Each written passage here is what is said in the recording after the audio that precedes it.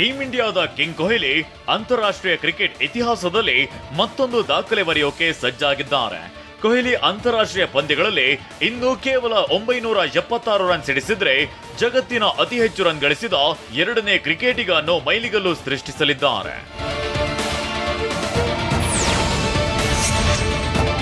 ಭಾರತ ತಂಡದ ಕ್ಯಾಪ್ಟನ್ ರೋಹಿತ್ ಶರ್ಮಾ ಮಹಾರಾಷ್ಟ್ರದ ರಾಶಿನ್ನಲ್ಲಿ ಕಾರ್ಯಕ್ರಮವೊಂದರಲ್ಲಿ ರ್ಯಾಂಪ್ ವಾಕ್ ಮಾಡಿದ್ದಾರೆ.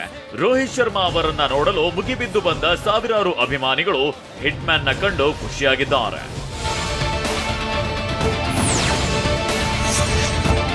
ವಿಶ್ವಕಪ್ ಗೆಲ್ಲೋದು ನಮ್ಮ ಅತಿದೊಡ್ಡ ಗುರಿಯಾಗಿತ್ತು.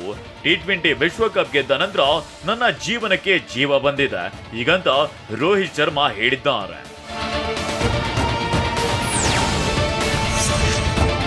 ಮಹಾರಾಷ್ಟ್ರದಲ್ಲಿ ರೋಹಿತ್ ಶರ್ಮಾ ಅಭಿಮಾನಿಗಳ ದಿಲ್ ಖುಷ್ ಪಡಿಸಿದ್ದಾರೆ. ಅಭಿಮಾನಿಗಳಿಗೆ ಆಟೋಗ್ರಾಫ್ ನೀಡಿ ಫೋಟೋಗ್ರಾಫ್ಗೆ ಪೋಸ್ ಕೊಟ್ಟು ಮಿಂಚಿದ್ದಾರೆ.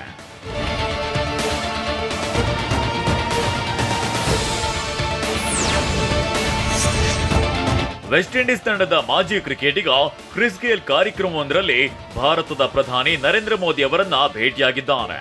ಗೇಲ್ಗೆ ಹ್ಯಾಂಡ್ ಶೇಕ್ ಮಾಡಿ ಕೆಲ ಕಾಲ ಮೋದಿ ಮಾತುಕತೆ ನಡೆಸಿದ ವಿಡಿಯೋ ವೈರಲ್ ಆಗಿದೆ.